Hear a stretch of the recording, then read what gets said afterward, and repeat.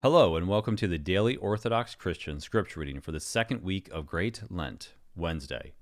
The first reading is from Isaiah chapter 5, verses 16 through 25. But the Lord of hosts is exalted in justice, and the holy God shows himself holy in righteousness. Then shall the lambs graze as in their pasture, fatlings and kids shall feed among the ruins.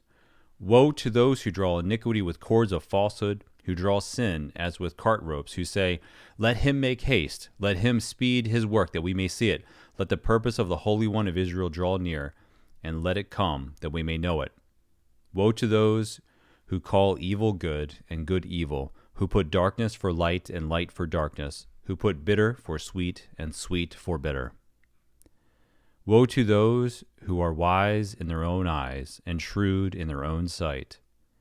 Woe to those who are heroes at drinking wine and valiant men in mixing strong drink, who acquit the guilty for a bribe and deprive the innocent of his right.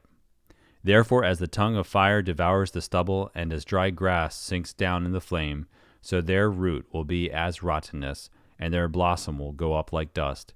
For they have rejected the law of the Lord of hosts, and have despised the word of the Holy One of Israel.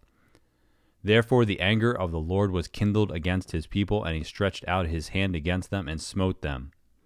And the mountains quaked, and their corpses were as refuse in the midst of the streets.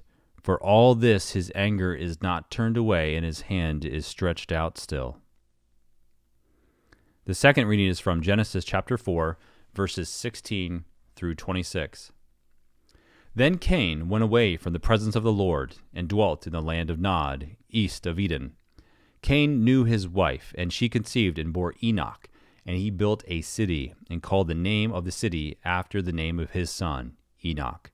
To Enoch was born Irad, and Irad was the father of Mehujael, and Mehujael the father of Methusael, and Methusael the father of Lamech. And Lamech took two wives. The name of the one was Ada, and the name of the other Zillah. Ada bore Jebul, and he was the father of those who dwell in tents and have cattle. His brother's name was Jubal. He was the father of all those who play the lyre and pipe. Zillah bore Tubal-Cain. He was the forger of all instruments of bronze and iron. The sister of Tubal-Cain was Naamah. Lamech said to his wives, Ada and Zillah, "Hear my voice, you are wives of Lamech. Hearken to what I say. I have slain a man for wounding me, a young man for striking me. If Cain is avenged sevenfold, truly Lamech 77-fold. And Adam knew his wife again, and she bore a son, and called his name Seth. For she said, God has appointed for me another child instead of Abel, for Cain slew him. To Seth also a son was born, and his name was Enosh. At that time men began to call upon the name of the Lord."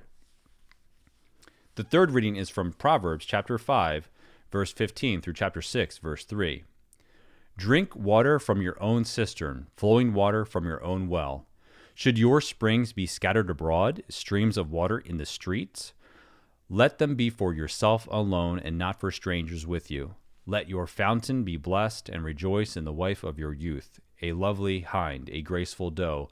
Let her affection fill you at all times with delight. Be infatuated always with her love. Why should you be infatuated, my son, with a loose woman, and embrace the bosom of an adventuress?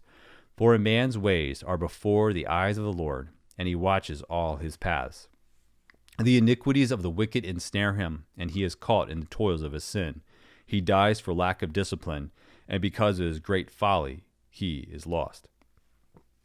My son, if you have become surety for your neighbor, have given your pledge for a stranger, if you have snared in the utterance of your lips, caught in the words of your mouth, then do this, my son, and save yourself, for you have come into your neighbor's power. Go, hasten, and importune your neighbor.